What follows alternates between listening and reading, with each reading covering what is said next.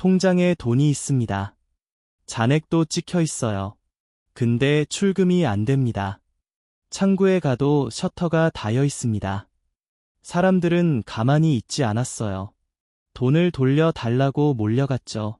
근데 그 앞에 나타난 건 무장한 공안 병력이었어요. 세계 2위 경제대국이 왜 이 직경까지 왔는지 지금부터 낱낱이 파헤쳐 보겠습니다.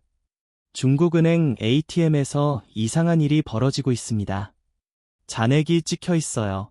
9,500만 원, 이게 분명히 보입니다. 근데 출금 버튼을 누르면 돈이 안 나옵니다. 고장이 아니에요. 창고도 닫혀 있고 전화도 안 받습니다. 이게 한 곳이 아닙니다. 지금 중국 전역 377곳의 은행에서 동시에 벌어지고 있는 일이에요. 하루에 하나꼴로 은행이 사라지고 있습니다. 그러면 사람들이 가만히 있었을까요? 당연히 아니죠. 은행 앞에 수백 명씩 몰려듭니다. 30년 넘게 야간 교대 돌리면서 딸 결혼 자금 모은 60대 남자도 그 줄에 서 있었어요. 전 재산 9,500만 원이 통장 안에 갇힌 겁니다. 하나같이 같은 말을 합니다. 내 돈 돌려달라. 여기서 주목해야 할 건 이 다음입니다. 상식적으로 생각하면 이때 현금 수송 차량이 와야 정상이죠. 근데 도착한 건 곤봉이랑 방패로 무장한 공안 병력이었습니다. 자기 돈을 찾겠다는 평범한 사람들한테 붙은 딱지가 뭐냐면요. 질서 교란 세력이에요. 끌려가고 맞고 흩어졌습니다. 돈은 한 푼도 못 찾았고요. 그러면 이 돈이 대체 어디로 간 건지 그걸 지금부터 추적해 보겠습니다. 그러면 대체 돈이 어디로 간 걸까요? 은행 금고 안에 고스란히 있어야 정상이죠. 근데 금고를 열어보니까 텅 비어 있었습니다. 범인은 따로 있었어요. 지방정부 공무원들입니다. 중국은 법으로 지방정부가 직접 빚을 못 지게 막아놨거든요. 대출도 안 되고 채권 발행도 안 됩니다. 꽉 막혀 있어요. 그러니까 꼼수를 썼습니다. 도시개발공사니 신산업투자공사니 이름만 번듯한 회사를 수십 개씩 만들었어요. 사무실은 허울이고 직원은 바지 사장이고 매출은 0원입니다. 사업 실적이라고 할 게 하나도 없는 완전한 껍데기예요. 유령 회사 명의로 지방은행에 가서 수백억 수천억씩 빌린 겁니다. 근데 은행이 왜 빌려줬을까요? 여기가 핵심이에요. 은행장 인사권을 누가 쥐고 있느냐? 바로 그 공무원들입니다. 은행장 입장에서 생각해보세요. 대출 심사를 제대로 하면 공무원 눈밖에 납니다. 눈밖에 나면 자리를 잃어요. 반대로 시키는 대로 도장만 찍어주면 승진도 하고 자리도 보전됩니다. 그러니까 상환 능력 같은 건 쳐다보지도 않았어요. 서류에 도장 찍고 금고문을 열어줬습니다. 본인 돈이 아니니까 아깝지도 않았을 거예요. 이 고리가 돌아가는 동안 서민들이 꼬박꼬박 넣어둔 예금이 금고 밖으로 빠져나간 겁니다. 14억 인구의 저축이 이렇게 증발했어요. 이렇게 빼돌린 돈이 얼마나 되느냐? 중국 정부 공식 발표로도 수천조 원입니다. 근데 이게 정부가 스스로 인정한 공식 숫자예요. 실제로는 훨씬 심각합니다. 이 국제통화기금이나 글로벌 신용평가기관들이 추산한 금액은 최소 1경원입니다. 숫자가 너무 커서 감이 안 오죠. 이렇게 생각해보면 됩니다. 대한민국이 1년에 쓰는 국가 예산이 약 728조 원이거든요. 이 돈을 단 한 푼도 안 쓰고 14년을 꼬박 모아야 겨우 갚을 수 있는 금액이에요. 교육도 안 하고 국방도 안 하고 복지도 안 하고 공무원 월급도 안 주고 14년을 버텨야 한다는 뜻입니다. 현실적으로 불가능한 숫자죠. 더 무서운 거니 빚이 장부에 안 잡힌다는 겁니다. 유령 회사 명의로 빌렸으니까요. 재정 건전 보고서에도 이상 없음이라고 찍힙니다. 국가가 직접 소유한 대형 은행들도 속을 들여다보면 상황이 크게 다르지 않습니다. 대형 은행들은 뭐가 다르냐? 규모만 다르지 똑같습니다. 아니, 어떤 면에서는 더 교묘해요. 지방은행은 돈이 없어서 셔터를 내렸는데 대형 은행들은 돈이 없는 걸 숨기고 있거든요. 쉽게 설명해 볼게요. 사과 창고를 하나 떠올려 보세요. 사과 100개가 들어 있습니다. 근데 이 중 30개가 완전히 썩어서 물이 흐르고 곰팡이가 피어 있어요. 정상적인 창고 주인이라면 썩은 사과를 꺼내서 버리고 장부에 손실 30개라고 적어야 합니다. 당연한 거죠. 근데 중국 대형 은행들은 이 썩은 사과에 왁스를 바르고 프리미엄 유기농 스티커를 붙여서 진열대에 올려놓은 겁니다. 빚 갚을 능력이 완전히 사라진 부실 기업들한테이자 납부를 유예줍니다. 원금 상환일도 10년 뒤로 슬쩍 미뤄줘요. 서류상으로는 정상 대출이 되는 겁니다. 금융 용어로 부실 채권 만기 연장이라고 부르는데 본질은 간단합니다. 지금 당장 터질 폭탄을 다음 사람한테 넘기는 거예요. 내 임기 때만 안 터지면 되니까요. 그래서 중국 정부는 자국 은행 부실을 6%라고 자랑합니다. 100개 중 6개만 썩었다는 거예요. 근데 글로벌 신용평가사들이 실제로 뜯어본 결과는요. 최소 27%에서 30%입니다. 사과 100개 중 30개가 이미 골마 터지기 직전이라는 뜻이죠. 여기까지는 서민들 이야기였습니다. 그러면 돈 좀 있다는 사람들은 괜찮았을까요? 아닙니다. 오히려 더 크게 당했어요. 이 은행 금리가 연일 때 귀에 솔깃한 제안이 퍼지기 시작했습니다. 연 10% 수익 보장. 보통 이런 말 들으면 사기 아닌가 의심하죠. 근데 이걸 제안한 곳이 동네 사설업체가 아니었어요. 중국 정부 국책 사업이랑 연결된 초대형 금융기관들이었거든요. 간판이 크니까 사람들이 믿은 겁니다. 의사, 변호사, 대기업, 임원 같은 고소득 전문직들이 수십억 원씩 넣었습니다. 최소 가입 금액이 5억 원 이상인 초고액 상품이었으니까 진짜 있는 사람들만 들어간 거예요. 이런 구조를 그림자 금융이라고 부릅니다. 은행 시스템 바깥에서 고수익 고위험으로 돈을 굴리는 비정상적인 금융이에요. 중국 그림자 금융의 전체 규모가 얼마냐면요. 한화로 1경 원이 넘습니다. 은행 바깥의 정도 규모의 돈이 아무런 안전장치 없이 굴러가고 있었던 겁니다. 그런데 중국에서 블랙스톤급으로 불리던 초대형 그림자 금융회사 중지그룹이 어느 날 갑자기 파산을 선언합니다. 회수 불가능한 피해 금액만 84조 원이에요. 대한민국 전 국민한테 160만 원씩 나눠줄 수 있는 돈이 공중으로 사라진 겁니다. 중지 그룹 하나만 터진 게 아닙니다. 비슷한 구조의 회사들이 연쇄적으로 흔들리기 시작했어요. 수십억을 넣었던 사람들의 자산이 하룻밤 사이에 증발합니다. 이 사람들이 소비를 멈추니까 명품 매장 매출이 곤두박질치고 수입차 매장이 텅 비기 시작한 겁니다. 부유층 지갑이 닫히면 경제 전체가 얼어붙습니다. 돈이 빠져나가는 속도가 점점 빨라지니까 중국 정부가 카드 한 장을 꺼냅니다. 디지털 위안화예요. 겉으로는 삼성페이 같은 편리한 전자결제 시스템이라고 포장했습니다. 종이 화폐 없이 스마트폰으로 결제하는 세상 편하고 좋죠. 근데 진짜 목적은 따로 있었어요. 국민의 자산을 완벽하게 통제하겠다는 겁니다. 어떻게 통제하느냐?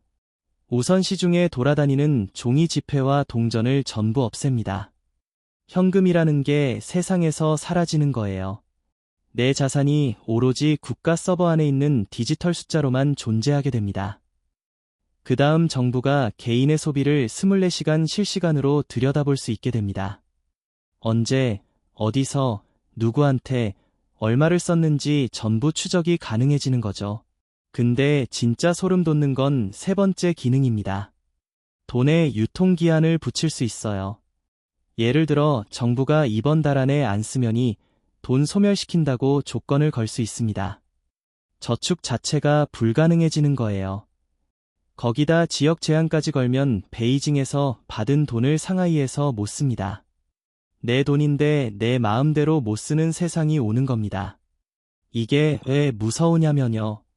터민들이 불안해서 은행에 몰려가는 뱅크런 상황이 터졌을 때 정부가 버튼 하나만 누르면 출금이라는 선택지 자체를 삭제해 버릴 수 있다는 뜻이거든요. 돈을 찾으러 갈 필요도 없어집니다.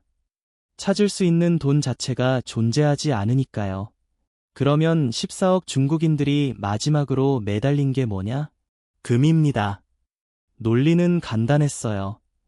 은행은 문을 닫을 수 있고, 주식은 반토막이 날 수 있고, 부동산은 거품이 꺼질 수 있지만, 금은 실물이니까 안전하다 이렇게 생각한 겁니다. 실제로 2024년부터 중국의 금비량이 폭발적으로 늘었거든요. 금반지, 금목걸이는 기본이고 금괴를 사재기하는 사람들까지 줄을 섰습니다. 그런데 2026년 1월 충격적인 사건이 터집니다. 중국 경제의 심장이라 불리는 선전시에서요. 대형 온라인 금거래 플랫폼 JWR이 갑자기 출금을 막아버린 겁니다. 투자자들이 스마트폰 앱을 열어봅니다. 잔고에 1억 원이 분명히 찍혀 있어요. 출금 버튼을 누릅니다. 시스템 점검 중 공포에 질린 고객들이 고객센터로 전화를 쏟아붓습니다. 그런데 돌아온 대답이 기가 막혀요. 원금의 20%를 즉시 받거나 40%를 여러 번에 나눠서 받거나 둘 중에 고르라는 겁니다. 1억을 넣은 사람한테 2천만 원만 돌려주겠다는 소리예요. 나머지 8천만 원은요, 그냥 증발한 겁니다. 은행도 주식도 부동산도 배신했는데 마지막 피난처였던 금마저 이렇게 무너져 버린 겁니다. 그러면 JWR이라는 이 플랫폼이 대체 어떻게 사람들을 끌어들인 건지 한번 뜯어보겠습니다. 구조 자체가 기가 막혀요. 고객이 100만 원을 입금하면 회사가 900만 원을 빌려줍니다. 총 1천만 원 어치 금을 살 수 있게 해주는 레버리지 상품이었거든요. 금값이 10%만 올라도 내 원금 기준으로는 수익률이 100%입니다. 100만 원 넣어서 100만 원을 버는 거예요. 당시 금값이 연일 사상 최고치를 경신하고 있었으니까 아무도 의심을 안 했습니다. 중국판 인스타그램인 샤오 홍슈에는 매일 수백 개씩 후기가 올라왔습니다. 수익 인증 캡처, 통장 스크린샷, 금실 사진까지 이걸 보고 또 사람들이 몰려듭니다. 친구한테 추천하고 가족한테 권유하고 대출까지 받아서 넣는 사람도 있었습니다. 근데 충격적인 사실이 하나 있습니다. JWR 금고에는 금이 단일 그램도 없었습니다. 스마트폰 앱에 찍힌 장호 숫자가 전부 조작이었던 겁니다. 신규 투자자 돈으로 기존 투자자 수익을 챙겨주는 수법. 100년 전에 만들어진 폰지 사기를 그대로 배긴 겁니다. 이 수법에 15만 명이 걸려들었습니다. 사라진 돈이 2조 원이에요. JWR 하나가 터졌을 뿐인데 공포는 거기서 멈추지 않았습니다. 국제금값이 온스당 5,500달러를 돌파합니다. 사상 최고점이었습니다. JWR에 돈을 넣어둔 15만 명의 투자자들 레버리지 수익률이 100%를 찍습니다. 원금이 2배가 된 거예요. 때마침 설 명절이 코앞이었거든요. 가족들한테 줄 용돈도 챙겨야 하고 명절 선물도 사야 하고 그래서 15만 명이 동시에 같은 생각을 합니다. 지금이 고점이다. 빼자. 출금 버튼이 한꺼번에 눌립니다. 뱅크런이 터진 거예요. 근데 금고에 금이 없으니까 줄 돈이 없습니다. 회사 대표 개인 계좌로 빼돌려진 상태였거든요. JWR은 앱을 시스템 점검 상태로 멈춰버리고 잠수를 탑니다. 분노한 피해자들이 전국 각지에서 선전시 본사로 몰려갑니다. 거리를 메운 시위대 깨진 유리창 경찰 바리케이드. 이 장면이 외신 카메라에 잡혀서 전 세계로 생중계됐습니다. 글로벌 언론들의 해석은 단호했어요. 단순한 사기 사건이 아니라 중국 경제의 마지막 보루였던 금시장마저 붕괴했다는 치명적인 신호라고 본 겁니다. 그리고 공포는 전염됩니다. JWR 하나가 터지니까 다른 금거래 플랫폼 고객들도 불안해지기 시작한 거예요. 혹시 내가 넣어둔 것도 마찬가지 아닌가? 그래서 너도 나도 출금 버튼을 누릅니다. 연쇄 뱅크런이 터진 겁니다. 이 공포가 글로벌 시장까지 번지면서 국제 금값이 단 하루 만에 9% 폭락합니다. 중국발 금패닉이 전 세계 투자자들의 지갑까지 흔들어 버린 거예요. 그러면 이제 남은 게 뭐냐? 국가가 보장해주는 연금이죠. 아무리 경제가 무너져도 나라가 약속한 노후 보장만큼은 지켜줄 거라고 사람들이 마지막으로 믿은 겁니다. 근데 이것마저도 끝이 보이기 시작합니다. 중국 공산당 직속 최고 싱크탱크 사회과학원이 보고서를 하나 냈어요. 내용이 충격적입니다. 2027년에 연금기금이 정점을 찍고 그 이후로 급격하게 줄어들어서 2035년이면 잔고가 0원이 된다는 겁니다.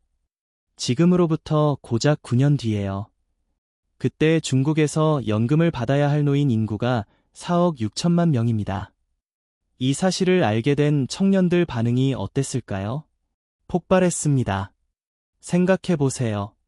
매달 월급에서 빠져나가는 연금보험료가 적은 돈이 아니거든요. 근데 30년 뒤에 내가 받을 수 있다는 보장이 없어요. 밑빠진 독에 물 붓는 거랑 뭐가 다르냐는 거죠.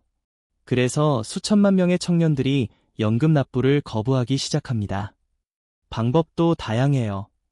아예 정규직 취업을 안 하거나 회사랑 짜고 월급을 낮게 신고해서 납부액을 줄이거나 프리랜서로 전환해서 연금 시스템 자체를 빠져나갑니다. 실제로 중국 내 6,000개 기업을 조사했더니 연금을 규정대로 내는 곳이 28%밖에 안 됐어요. 10곳 중 7곳이 제대로 안 내고 있다는 겁니다. 시스템이 유지될 수가 없는 구조죠. 청년들이 왜 이렇게까지 됐는지 뿌리를 한번 파보겠습니다. 시계를 1980년대로 돌려야 해요.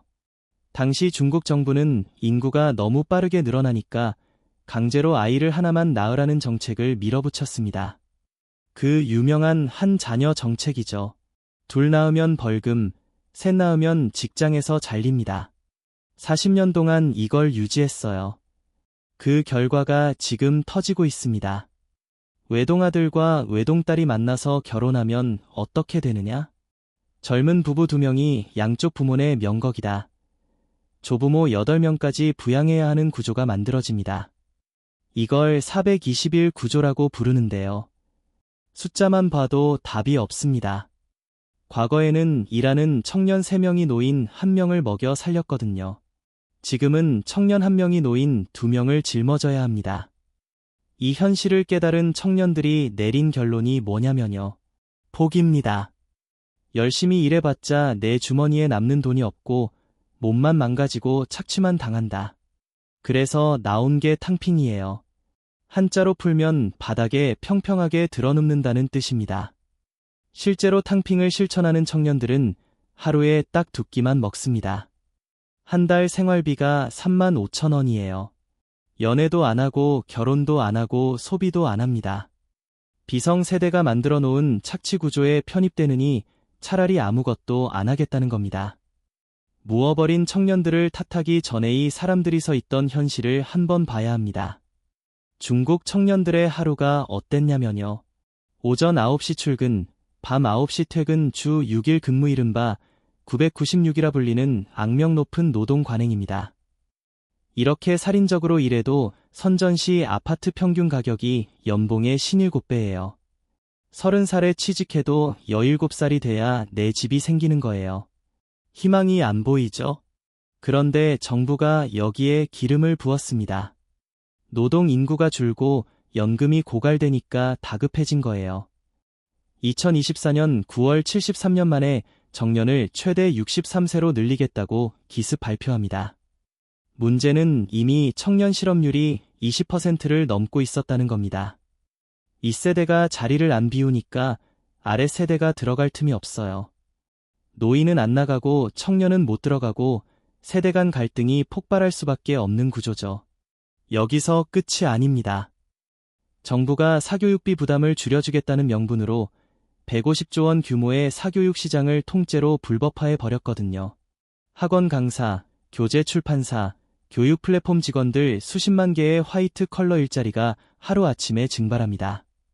거기다 빅테크 기업들한테도 규제 폭탄을 떨어뜨렸어요. 1,000조 원 단위의 시가총액이 날아가고 기업들이 대규모 구조 조정에 들어갑니다. 채용은 동결이고 기존 직원도 잘려나가요. 엘리트 일자리라는 게 완전히 소멸해버린 겁니다. 일자리가 사라졌으니 사람은 남아둡니다. 매년 대학 졸업생이 200만 명씩 쏟아져 나오거든요. 이 사람들이 갈 곳이 없어요. 그래서 정부가 뭘 했느냐? 공장에 가라고 합니다. 명문대 나온 청년들한테요. 지금 중국에서 대졸자가 받는 공장 시급이 6기한입니다. 한화로 약 1200원이에요. 커피 한 잔이 6000원이라고 치면 커피 한 잔 마시려고 5시간을 일해야 합니다. 더 황당한 건 이런 공장 채용 공고에 대졸 이상 영어 가능자 우대라는 조건이 버젓이 붙어 있다는 겁니다. 근데 거기에 수백 명의 대졸자가 줄을 섭니다. 선택지가 그것밖에 없으니까요. 공장마저 떨어진 청년들은 배달 기사로 몰려들었습니다. 근데 이것도 포화 상태예요. 배달원이 너무 많아지니까 건당 단가가 바닥을 뚫었거든요. 하루 종일 오토바이를 몰아도 밥값 건지기가 빠듯합니다. 병원 간호사 채용 공고에 키 160cm 이하만 지원과 가능 같은 말도 안 되는 조건이 붙습니다. 이유가 중요한 게 아니에요. 그런 조건을 걸어도 사람이 몰린다는 게 문제인 겁니다. 자, 이쯤 되면 청년들 머릿속에 한 가지 생각만 남습니다. 탈출이요. 중국 SNS에서는 러이라는 단어가 유행하고 있어요.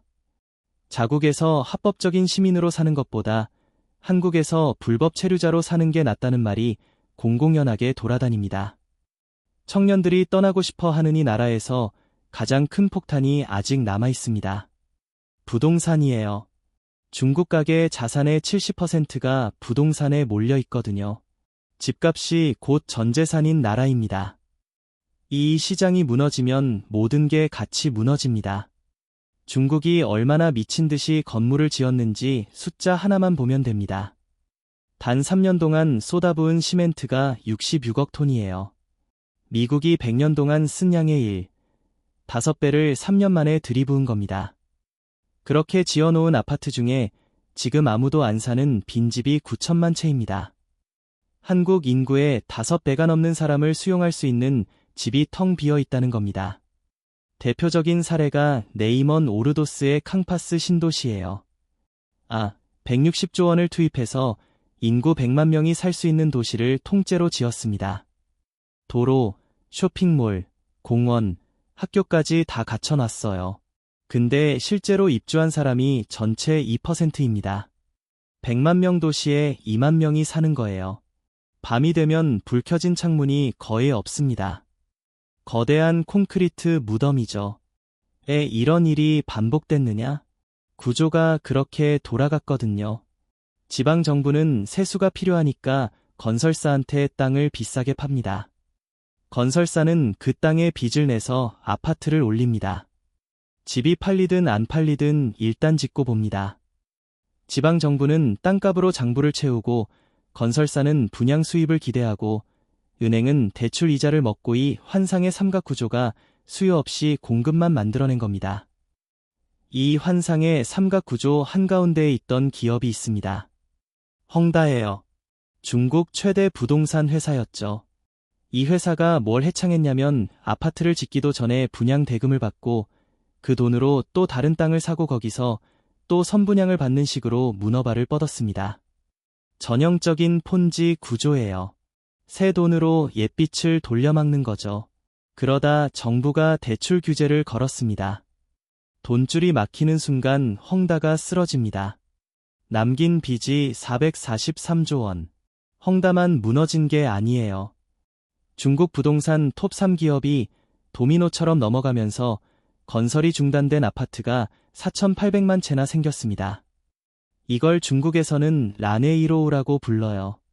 철근 뼈대만 세워놓고 공사가 멈춰버린 미완성 건물이죠. 문제는 이 건물들에 이미 사람이 살고 있다는 겁니다.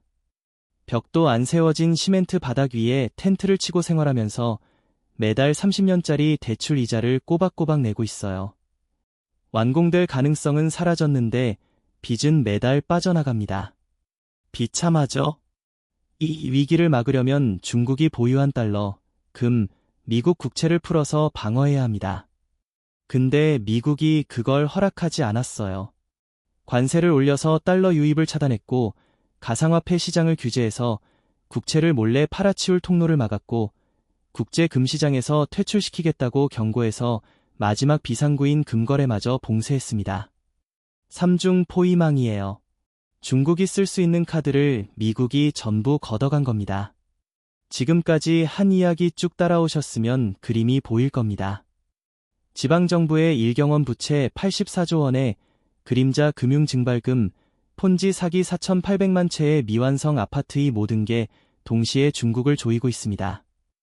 연금은 9년 뒤면 바닥나고 청년들은 드러누웠고 비상자금줄은 미국이 끊었습니다. 자, 평생 모은 돈을 빼앗긴 사람들은 지금 이 순간에도 닫힌 은행 문 앞에 서 있습니다. 근데 이걸 왜 우리가 알아야 되느냐? 남의 나라 이야기니까 그냥 흘려듣고 넘기면 되는 거 아니냐? 아닙니다. 중국이 지금 겪고 있는 연금 고갈, 인구 절벽, 세대 갈등 이거 전부 한국도 오고 있는 문제거든요. 시차만 다를 뿐 같은 길 위에 서 있습니다. 중국이라는 거울에 비친 모습을 지금부터 똑바로 들여다봐야 합니다. 중국이 위기를 결국 넘길 거라고 보시나요? 아니면 이미 돌이킬 수 없는 선을 넘었다고 보시나요? 댓글로 여러분 생각 남겨주세요. 경제는 결국 위기의 신호를 먼저 읽는 사람이 살아남는 게임이거든요. 오늘 영상 도움됐다 싶으면 좋아요 한번 시원하게 눌러주시고요. 한국 경제에 미칠 영향이나 궁금한 거 있으면 댓글로 남겨주세요. 제가 또 밤새고 파헤쳐서 다음 영상으로 가져올게요. 구독이랑 알림 설정 꼭 해두시고 우리 다 같이 부자 됩시다.